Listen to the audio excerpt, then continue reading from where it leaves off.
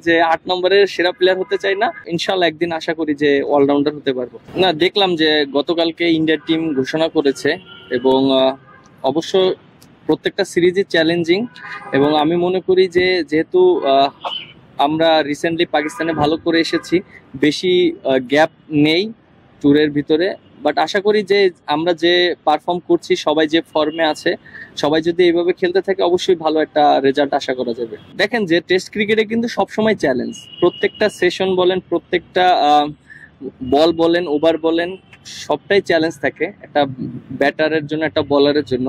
But ইন্ডিয়ার ক্ষেত্রে যেটা, অবশ্যই ইন্ডিয়া অনেক বড় টিম, ওদের বোলাররা অনেক ভালো।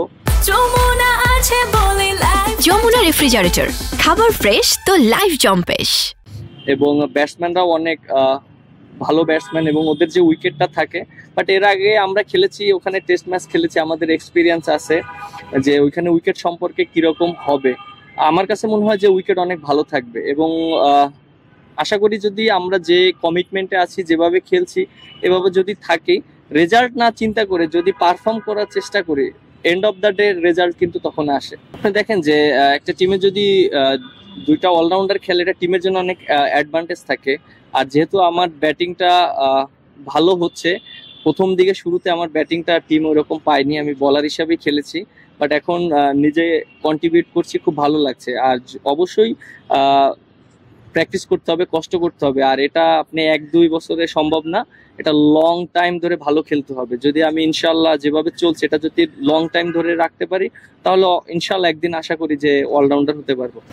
এক্সপেকটেশন তো সবার কাছেই থাকে সব সময়, এবং এক্সপেকটেশন কিন্তু দেখেন যে আমরা যখন ভালো খেলি, ম্যাচ জিতি, তখন কিন্তু এক্সপেকটেশন সবারই বাড়ে, আর ১-২ জনের না, সবারই বাড়ে।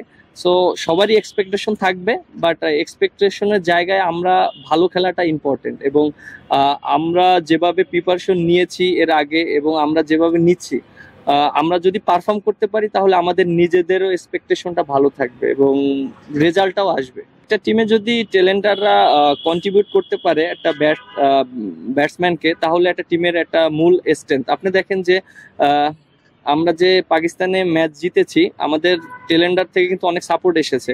বিশেষ করে আমি লেট অর্ডার ব্যাটিং করি, আমার কাছ থেকে যেটা এসেছে, বা তারপর হাসান মাহমুদ যে ইনিংসটা খেলেছে, ওটা কিন্তু আমাদের জন্য একটা ইম্প্যাক্ট ইনিংস ছিল। কারণ লিটন দাস প্রায় ২ ঘন্টা ব্যাটিং করেছে, ওখানে কিন্তু প্রায় ৭০ রানের একটা পার্টনারশিপ হয়েছে। এটা অনেক ইম্পর্টেন্ট একটা টিমের জন্য, জেতার জন্য।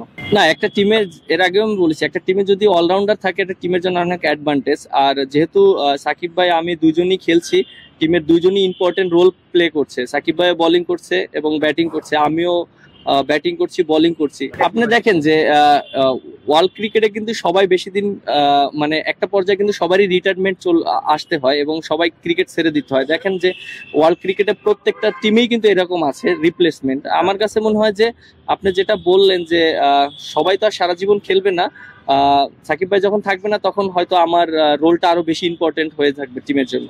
বেসিক্যালি আপনি যেটা বললেন যে ৮ নাম্বার ব্যাটসম্যান হতে চাই না, কারণ ৮ নাম্বারে ব্যাটিং করা অনেক প্রেশার। কারণ ওইখানে আপনি দেখেন টিমের অনেক সিচুয়েশন এরকম থাকে যে টিম অনেক ভালো খেলেছে, তারপরে ৮ নম্বরে আমার নামতে হয়। আবার দেখেন এমন সিচুয়েশন থাকে যে টিম সবাই ব্যাটসম্যানরা ফল্ট করেছে, তখন আমার প্রেশারে ব্যাটিং করতে হয়। বাট জিনিসটা ওই ইঙ্গিতে আমি বলেছিলাম যে ৮ নম্বরের সেরা প্লেয়ার হতে চাই না, উপরের দিকের সেরা প্লেয়ার হতে চাই। জিনিসটা আসলে এরকম ছিল।